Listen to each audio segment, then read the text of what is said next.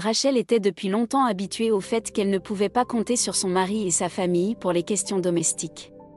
Ce n'était pas parce que Michael passait la plupart de son temps à la maison et ne travaillait nulle part, mais parce qu'il se souciait très peu de sa famille. Cet homme pouvait rester allongé sur le canapé pendant des heures à regarder du football à la télévision. Pendant ce temps, Michael ne s'intéressait guère au destin de ses 3 enfants, Peter, Molly et Darcy. Bien sûr, ce n'était pas la même chose lorsque le couple venait de se marier, à l'époque où Michael travaillait comme responsable au bureau. Mais après la naissance de Peter, il semblait avoir perdu tout enthousiasme dans son regard, remplacé par de l'apathie et un désintérêt complet pour sa famille. 1 an et demi après la naissance de Peter, le couple a eu des jumelles, Darcy et Molly, qui ressemblaient étonnamment à 2 anges blonds. Malheureusement, cela n'a eu aucun effet sur Michael, qui se sentait mal apprécié au travail et pensait qu'il méritait en réalité de se reposer. C'est à ce moment-là que la famille a commencé à rencontrer de vrais problèmes, car ils n'avaient pas leur propre maison et devaient louer une maison en banlieue. Malheureusement, le loyer augmentait à un rythme terrifiant. « Chérie, si ça continue comme ça, nous serons expulsés bientôt et nous nous retrouverons à la rue, dit Rachel. Ils ne nous expulseront pas, ils ne peuvent pas, nous avons trop d'enfants. Ils nous donneront d'abord un avertissement, balaya Michael sa femme. Les yeux de Rachel reflétaient le désespoir.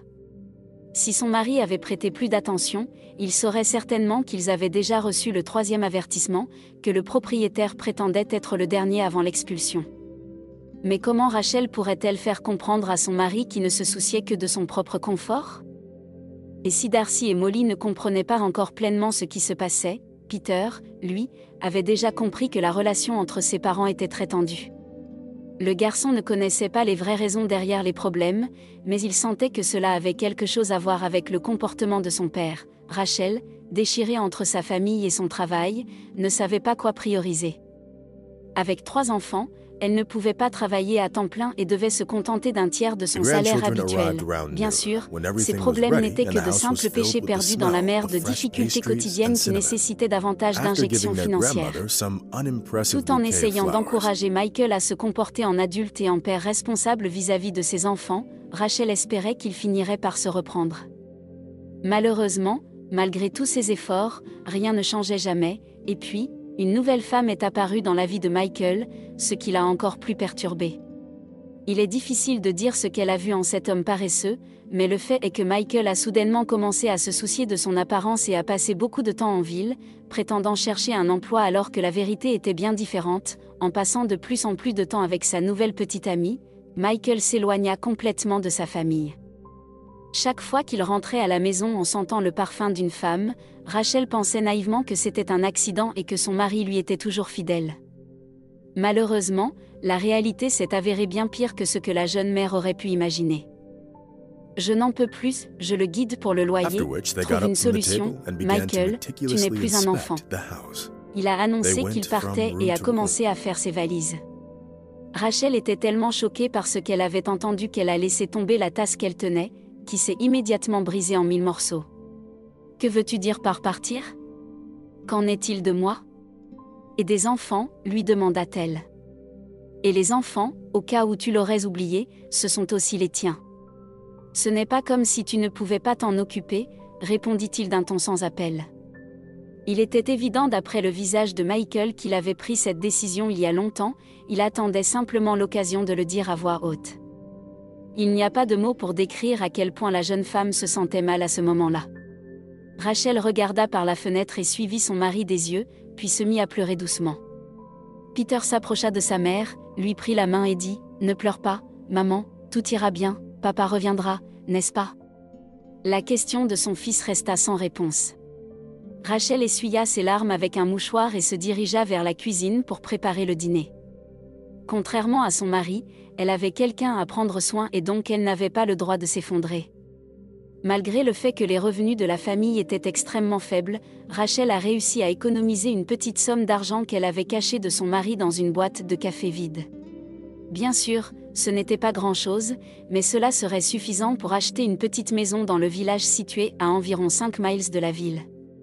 Rachel savait que les prix de l'immobilier dans cette région étaient extrêmement bas et donc la chance de trouver quelque chose qu'elle pouvait se permettre était assez élevée. Ces prix bas s'expliquaient par le fait que les maisons en bois du village avaient été construites pendant la Grande Dépression et n'avaient même pas les commodités de base comme la plomberie. Bien sûr, cela semblait inacceptable dans le monde moderne, mais Rachel n'avait pas vraiment le choix. La femme ne pouvait pas acheter une maison dans un bon quartier et elle ne pouvait plus payer de loyer. En regardant les annonces dans le journal local, Rachel opta pour une maison de 4 chambres qui avait également une petite grange ou un garage. Le prix de cette construction en bois était extrêmement bas, ce qui a convaincu Rachel que c'était le bon choix pour elle. Cependant, lorsqu'elle est venue dans le village avec tous ses enfants pour voir la maison de ses propres yeux, sa déception était immense. Ce n'est qu'alors que Rachel a réalisé que les photos publiées dans le journal avaient été prises il y a au moins 20 ans. En réalité, la maison avait l'air bien pire, ce qui ne pouvait que contrarier Rachel. « Maman, allons-nous vraiment vivre dans cette ruine ?» demanda Peter avec son innocence enfantine. Rachel fixa le propriétaire de la maison du regard et baissa les yeux, gênée, en disant « Je la prends, signons le contrat et je vous donnerai l'argent. » Le vendeur sourit avec satisfaction, mais continua de convaincre Rachel que c'était la bonne décision. Franchement, il avait peur que la femme change d'avis et refuse d'acheter la maison, surtout après l'avoir vue de l'intérieur. Mais Rachel savait dans quoi elle s'engageait et ne cherchait pas autre chose. Bien sûr, l'intérieur de la maison s'avéra être encore pire que ce qu'elle semblait de l'extérieur. Des murs délabrés, des toiles d'araignée dans les coins et une épaisse couche de saleté sur les fenêtres, qui avaient depuis longtemps perdu leur éclat d'antan.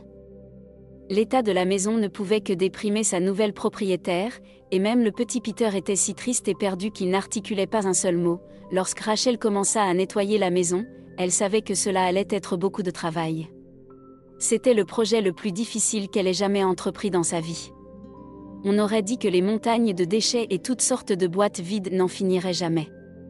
Bien sûr, le fils exemplaire, le petit Peter, essayait d'aider, mais ce genre de travail était difficile pour lui, bien que ses tentatives fassent sourire Rachel. Le garçon ressemblait un peu à un nain d'un conte de fées, couvert de toiles d'araignée de la tête aux pieds, éternuant toutes les quelques secondes.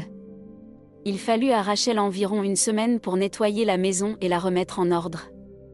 Naturellement, elle n'avait pas les moyens de faire des travaux dans la maison, alors tout se résuma au nettoyage et à la réparation du papier peint qui se décollait des murs en raison de l'humidité élevée dans la maison. Faisant un bruit de lutte au moindre souffle de vent, le papier peint ressemblait aux ailes d'un énorme papillon venant de perdre sa chrysalide et se préparant à s'envoler vers une nouvelle vie. Peu de résidents habitaient le village, principalement des personnes dans la même situation que Rachel. Rachel fit même la connaissance de certains d'entre eux et partagea son histoire. La première personne à lui parler fut Amanda Roger, sa voisine, qui possédait une petite ferme avec une vache, quelques moutons et une douzaine de poules et d'oies. C'est Madame Roger qui offrit à Rachel une pinte de lait, quelques douzaines d'œufs et une miche de pain fraîchement cuit, et ce, gratuitement. « Tiens, je suis sûre que tu en feras bon usage. Je sais que tu traverses une période difficile en ce moment, alors je veux aider, » dit la gentille vieille femme avec un sourire, ce qui fit monter les larmes aux yeux de Rachel. « Merci beaucoup, je ne suis pas en position de refuser toute aide, » répondit-elle. Ainsi, Rachel et ses enfants commencèrent à vivre dans le village. La vie y était très différente de la ville, principalement calme et paisible.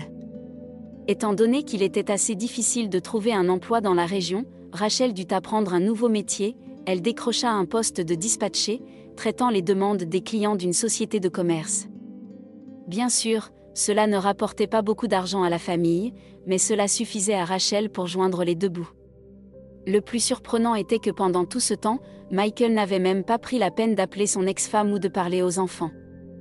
Franchement, Rachel ne comptait pas du tout sur l'aide de son ex-mari, car il était toujours très irresponsable, mais maintenant il a complètement abandonné ses obligations parentales.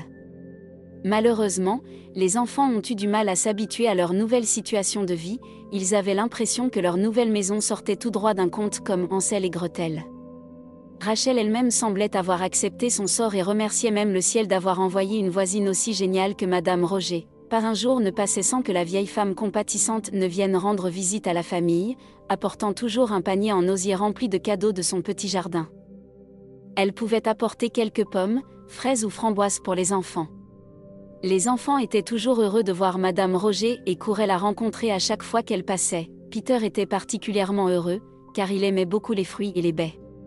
Prenez votre temps, les enfants, il y en a assez pour tout le monde, je n'ai oublié personne, disait Madame Roger en souriant en déposant les cadeaux sur la table.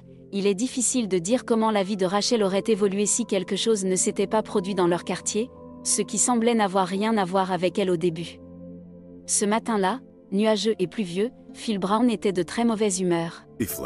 Principalement à cause d'une conversation extrêmement désagréable qu'il avait eue avec sa fiancée, Megan, qui exigeait de plus en plus de son temps, rendant difficile pour lui de se concentrer sur son travail. « Chérie, j'ai déjà promis à mes amis que tu viendrais au pique-nique, dit la femme en pinçant les lèvres. Toucheway, Phil grimaça en regardant son agenda et secoua la tête. Non, pas aujourd'hui. J'ai une réunion d'affaires avec des partenaires d'une ville voisine, je dois y être, et franchement, le temps n'est pas idéal pour un pique-nique, tu ne crois pas? La réponse de son fiancé, comme prévu, rendit Megan très mécontente. Fatigué d'entendre ces accusations, Phil se prépara rapidement pour le travail et quitta la maison. Étant donné que l'homme d'affaires n'avait pas de chauffeur personnel, il conduisait toujours sa voiture lui-même. Le temps était mauvais. Mais cela n'avait absolument aucune importance dans le monde des affaires, donc la réunion devait se dérouler comme prévu. La route sur cette section du trajet était plutôt mauvaise, avec des flaques d'eau si profondes qu'on aurait dit qu'un alligator pourrait y vivre. Pendant ce temps, la pluie s'intensifiait, ce qui rendait difficile la visibilité pour le conducteur de la Sherford. Oui, personne ne dépasse définitivement la limite de vitesse ici, pensa Phil en jetant un coup d'œil à sa montre. Bientôt, la pluie se transforma en un véritable déluge, rendant impossible de voir la route. En plus de cela, Phil a réussi à heurter un gros nid de poule avec sa roue avant. Ce qui fit déraper la voiture et l'arrêta net. C'est seulement à ce moment-là que Phil réalisa qu'il était tombé dans un piège que la nature et sa mauvaise humeur avaient préparé pour lui.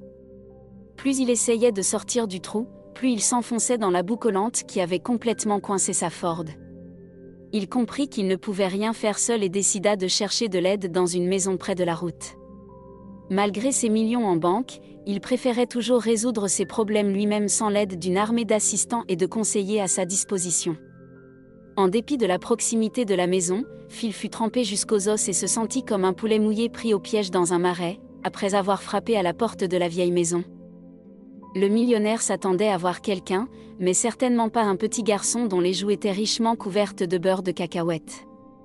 Apparemment, le gamin avait pris son petit déjeuner récemment et avait oublié de se laver après.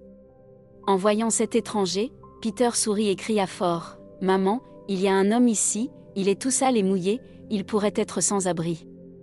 Je ne pense pas que quelqu'un d'autre irait dehors par ce temps, n'est-ce pas ?» Phil faillit éclater de rire devant une telle description de lui. Cependant, tandis qu'il réfléchissait à ce qu'il allait dire au gamin, sa mère vint à la porte. Voyant l'homme dans une situation plutôt malheureuse, Rachel l'invita à entrer sans plus tarder, sans aucune peur ni anxiété, comme si elle laissait entrer des hommes mouillés et sales tous les jours. En voyant Darcy et Molly, Phil comprit tout en mots, l'état malheureux de la maison, qui avait clairement désespérément besoin de rénovation, faisait parfaitement sens pour l'homme. Pendant ce temps, Rachel trouva des vieux vêtements laissés par l'ancien propriétaire de la maison et invita l'invité à se changer pour quelque chose de sec. Elle dressa rapidement la table, versa du thé chaud et invita Phil à la cuisine. La femme était si amicale et ouverte que l'invité fit de même et la rejoignit immédiatement à table. L'homme savoura son thé et mangea le beignet offert par la propriétaire, et tout semblait incroyablement savoureux. Les deux ne se rendirent même pas compte qu'ils avaient commencé à discuter. Étant du même âge, Phil et Rachel trouvèrent rapidement beaucoup de points communs, bien qu'ils appartiennent à des milieux sociaux très différents. Regardant cette douce femme, Phil ne pouvait s'empêcher d'admirer son endurance et son optimisme. Élevant seule 3 enfants, elle se comportait comme si sa vie était formidable et qu'elle n'avait pas de problème financier ou autre. Si différente de Megan, toujours en train de se battre et de réclamer plus d'argent, se surprend à penser Phil. Malgré la terrible condition de la maison, elle semblait plutôt confortable. Phil n'avait jamais été aussi à l'aise auparavant. À ce moment-là, l'homme d'affaires pria mentalement Dieu pour que la pluie ne s'arrête pas et qu'il puisse rester un peu plus longtemps. Surtout, Phil aimait jouer avec Peter, en particulier au Monopoly, le jeu préféré du garçon. en voyant l'invité avec le sourire, Rachel n'en croyait pas ses yeux, cela faisait longtemps qu'elle n'avait pas vu son enfant si heureux. Ce qui était le plus surprenant, c'est que lorsque les partenaires de Phil lui offrirent leur aide, l'homme d'affaires la refusa et reporta la réunion indéfiniment. De plus, Phil appela Meghan et fit quelque chose dont il rêvait depuis longtemps. Après s'être séparé de sa fiancée insupportable et gâtée, l'homme d'affaires décida de rester un peu plus longtemps chez Rachel. Phil prenait plaisir à jouer avec les enfants et à prendre des bains dans une salle de bain à l'ancienne, qui semblait vieille d'au moins un demi-siècle. Le charme rural et les conditions de vie difficiles l'attirèrent et lui firent voir sa vie avec des yeux complètement différents. Après avoir passé une semaine chez Rachel, Phil décida d'y rester pour toujours. 6 mois après leur rencontre, Phil proposa à Rachel, ce qui choqua non seulement ses enfants, mais aussi tout le quartier.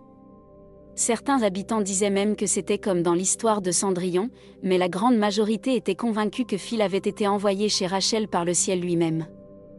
Seul le temps dirait si c'était vrai ou non, mais pour nous, cette histoire incroyable se termine ici.